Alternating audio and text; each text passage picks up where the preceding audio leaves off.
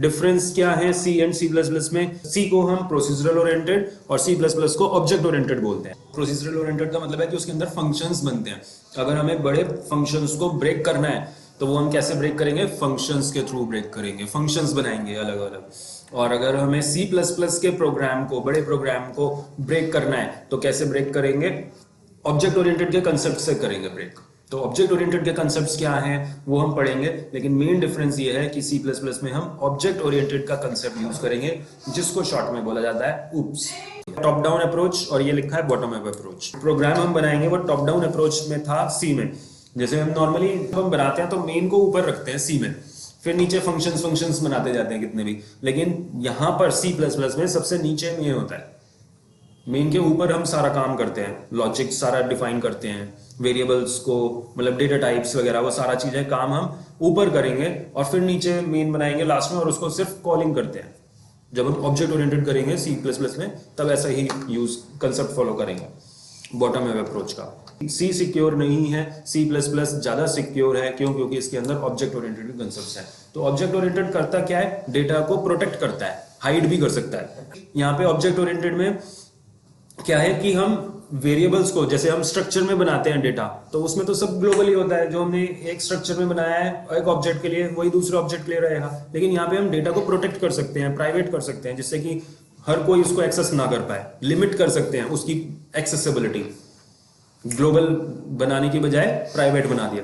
Private मतलब particular के लिए, और पब्लिक, यहाँ पे ग्लोबल को पब्लिक बोला जाता है। तो पब्लिक मतलब ग्लोबली हर कोई इसको एक्सेस कर सकता है।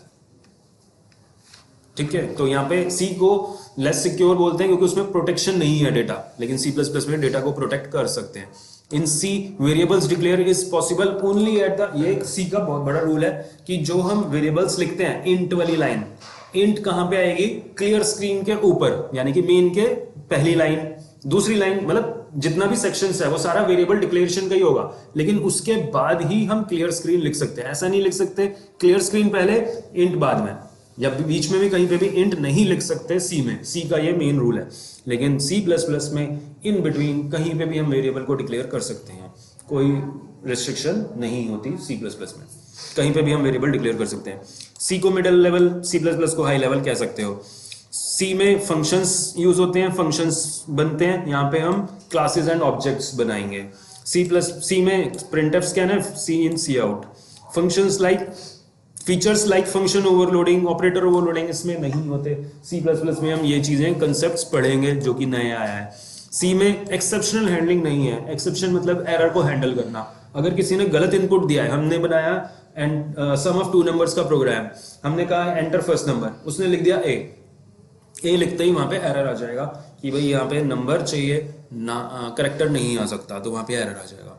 तो वो एक्सेप्शनल हैंडलिंग होता है। उसको एक्सेप्शन मतलब एरर को कैसे हैंडल करना है। यूजर ने अगर गलत वैल्यू लिखी है, या एक और अगर हम एग्जांपल लें तो हमने सम ऑफ टू नंबर्स का प्रोग्राम बनाया, उसने दे दी 50,000 वैल्यू जो कि इंटीजर से ज्यादा है, तो वहां पे भी एरर आ जाएगा।